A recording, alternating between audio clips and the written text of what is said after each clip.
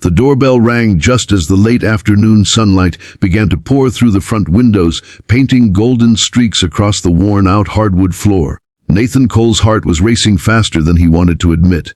He wiped his palms on his jeans for the third time, glancing nervously at the clock. 5:58 p.m., 2 minutes early. He hadn't been on a date in 4 years. Not since the night his wife passed away after a car accident left him a widower and single father of a little boy. And now, after months of convincing from his sister and best friend, he had finally agreed to go on a blind date. But as Nathan opened the door, everything he had rehearsed in his head vanished. Standing there was a woman with soft auburn hair falling in gentle waves over her shoulders, wearing a pastel blue dress that caught the sunlight like glass. Her eyes were kind but tired, like someone who had lived through too many long nights. She smiled nervously and whispered, almost apologetically, I'm Tessa." Then her lips trembled slightly as she added in a low voice, "I hope this isn't too much, but my kids are in the car." Nathan froze. For a second, the world seemed to tilt. Her kids. This was supposed to be a simple dinner date. One night of adult conversation, a small attempt to rejoin the world after years of loneliness. He hadn't prepared for children, hadn't prepared for someone else's broken story to meet his. But something in her voice, soft, uncertain, yet strong, made him pause. If you believe in kindness, forgiveness, and second chances, take a moment to like, comment, share, and subscribe to Kindness Journal. Let's keep spreading stories that remind us love can heal even the deepest scars. Nathan glanced toward the driveway.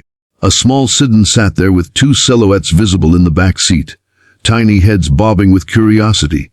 One of them waved shyly when they noticed him at the door. Nathan's heart softened before he could even think. He took a breath, smiled, and said, "Let's not keep them waiting." The next few minutes felt like walking through a strange dream. The sun dipped lower as Nathan helped Tessa's 2 kids out of the car, a boy around 6 and a girl barely 3. The little girl clung to her mother's leg like a vine, while the boy gazed up at Nathan with the brave suspicion of someone who had already seen too much change in life. Nathan led them inside. His house was modest but warm. A few toys scattered from his own son Liam, who was 7 and sitting on the couch with his drawing pad. When he saw the visitors, he looked up curiously, eyes wide. Tessa knelt beside her kids, whispering something to them before they slowly approached Liam. Within minutes, the 3 children were on the living room floor, surrounded by crayons and coloring books, their laughter beginning to fill the quiet house. Nathan watched them from the kitchen doorway. He noticed the way Tessa exhaled as if releasing years of pent-up worry. He poured 2 glasses of lemonade and offered her one. She smiled gratefully, her hand trembling slightly as she took it. "I'm sorry about showing up like this," she said softly. "I didn't want to cancel again, but I didn't have anyone to watch them tonight." Nathan shook his head. "No need to apologize, I get it." And he had been there. Canceling plans, explaining absences, making impossible choices because parenting alone left no room for spontaneity. The evening unfolded slowly, tenderly. Tessa shared that she worked part-time as a nurse and had recently moved to town after leaving a difficult marriage. Her voice wavered when she spoke of rebuilding her life, but she caught herself with a small, steady smile, as if reminding herself not to break down in front of someone new. Nathan listened, not out of politeness, but because every word she said felt like it came from a place he once lived in.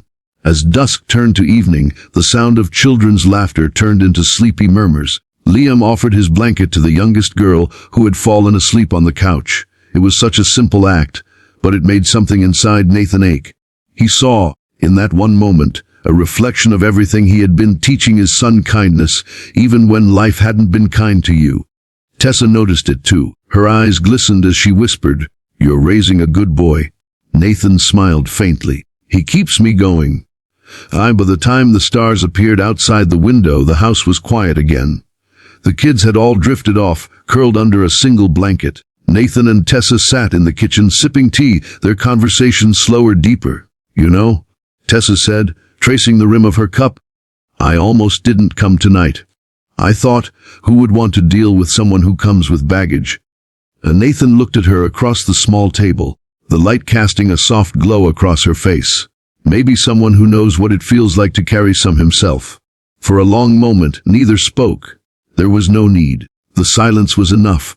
A silence filled with shared understanding. Two broken people sitting together, realizing they weren't so alone after all.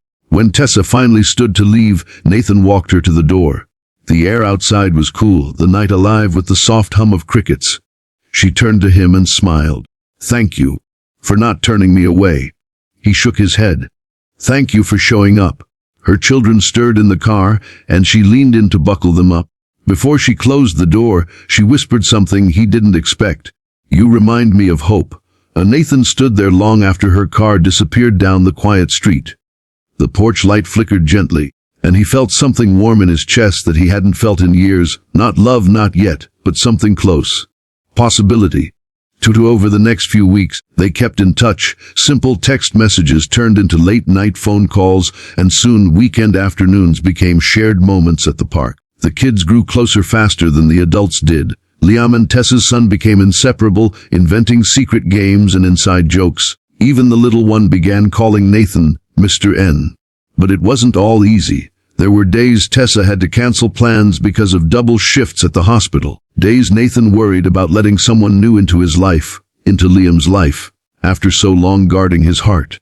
And one afternoon, it all came crashing down. It was supposed to be a picnic day, but Nathan got called into work unexpectedly. He texted Tessa to reschedule, but she didn't reply. Hours later, he found her sitting in her car outside his house, tears streaming down her face. "I'm sorry," she whispered, voice shaking. I thought maybe this was too much for you. I don't want to be another burden." Nathan knelt beside her car door, heart twisting. "You're not a burden. You're a person who's been strong for too long. Let someone else be strong for you once in a while." She broke down then, not in loud sobs, but in quiet tremors that carried years of exhaustion. Nathan didn't try to fix it. He just held her hand until the tears stopped. That night, something shifted between them. Not through romance or grand gestures, but through simple human connection. The kind that can only exist between two people who have known what it means to lose and still choose to hope. Months passed, and their lives began to intertwine naturally. The two families blended like puzzle pieces that had been waiting to find their match. Sunday mornings became pancake mornings. School pickups turned into shared car rides. The children no longer saw two parents, they saw a home slowly being rebuilt. Then one crisp afternoon, just before winter, Nathan stood on his porch again. The same spot where he had once opened the door to a nervous stranger. Only now, Tessa stood before him smiling, her auburn hair dancing in the wind, her daughter tugging gently at her sleeve. "You okay?" she asked, noticing his silence. Nathan looked at her, then at the children playing together in the yard. He nodded, voice soft but sure. "Yeah, I think for the first time in a long while, I really am." And for the first time in years, he stepped forward, not into uncertainty, but into something real. He took her hand as the sunset washed over them, the laughter of their children echoing like music behind them. Because sometimes love doesn't arrive in grand gestures or perfect timing. Sometimes, it comes disguised as a second chance knocking at your door, with two small faces waiting in the car.